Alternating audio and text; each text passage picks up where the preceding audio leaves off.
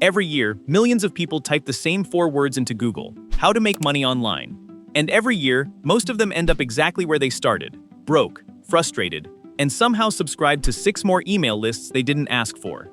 This isn't a coincidence. It's a design flaw in how the internet teaches people about money. The information you find first is almost never the information that actually works. It's the information that sells the best. And those two things are not the same. Here's what this video is actually about. Not motivation, not a list of side hustles, not a screenshot of someone's Stripe dashboard at 2 a.m. We're going to talk about the real mechanics. Why the internet became the most powerful wealth creation machine in human history. What that actually means for someone starting today. And why the path most people take is almost perfectly designed to fail. There's also something specific about attention, the way it became a commodity worth billions, that most people completely misunderstand, and that misunderstanding is costing them. Let's start with what almost everyone gets wrong. The dominant mental model for making money online is basically the same mental model people have for making money offline. Find something to sell it, get paid. Which isn't wrong, exactly. It's just catastrophically incomplete. Because the internet didn't just create new places to sell things. It changed the underlying physics of how value moves between people. Before the internet, the cost of reaching one person versus a million people was basically linear. A TV commercial that reached 1 million viewers cost 1 million times more than a flyer you handed to one person on the street. Scale had friction. Real, expensive, unavoidable friction. The internet didn't reduce that friction. It obliterated it. Posting something that one person sees costs you the same as posting something that 10 million people see. $0. Zero marginal cost. And that single fact, that one quiet structural shift, rewired every assumption we had about what a business could be. So why does that matter to you, specifically? Because it means the most valuable thing on the internet isn't a product, it's not a service, it's not even a skill. The most valuable thing on the internet is attention.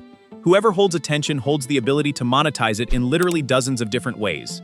Ads, products, affiliate deals, courses, consulting, software. Attention is the master asset. Everything else is just a conversion mechanism layered on top of it. But here's the part most people skip entirely. And this is the thing that will reframe everything else in this video. Holding attention and capturing value from it are two completely separate skills. Almost nobody teaches you both. Now, before we get into how the actual money flows, let's dismantle something first, because it's actively in the way. There's an entire ecosystem online, you've seen it, built around one specific fantasy. Guy with a laptop on a beach. Passive income. I made $47,000 last month while I was sleeping. And look, it's not that passive income is fake, it's that the version being sold to you is fake. Passive income is just deferred labor. The money you make while you sleep was earned by the work you did before you went to sleep. The beach laptop guy put in 2 or 3 years of relentless, very unpassive work before he ever filmed that thumbnail. What he's selling you is the destination, carefully cropped to exclude the road. The reason this matters isn't moral, it's strategic. If you believe the passive income fantasy, you optimize for the wrong things. You chase shortcuts. You buy templates, courses, systems, done-for-you funnels. You end up spending money to learn how to make money, which is a beautiful business model for the person teaching it, and a statistically poor one for you. The gurus figured something out that sounds obvious once you say it out loud. The easiest way to make money online is to sell people a roadmap to making money online. You never have to actually build the thing. You just have to be slightly further ahead than the person you're teaching. So let's talk about what's actually happening when someone builds a real, durable online income. Not the fantasy version, the working version. There are essentially a few categories, and they operate on completely different principles. Freelancing is the most direct. You have a skill, someone needs it. You exchange time for money at a rate that's hopefully better than what you'd get locally. Graphic design, copywriting, web development, video editing. It works. But it has a ceiling, and the ceiling is made of hours.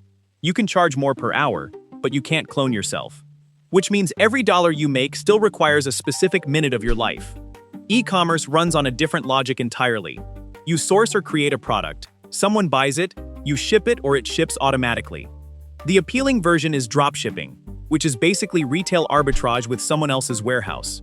The honest version is that margins on dropshipping have been compressed to almost nothing by competition, and the people making real money in e-commerce are almost always either building brands, real, recognizable, differentiated brands, or operating at a scale that requires actual capital and infrastructure.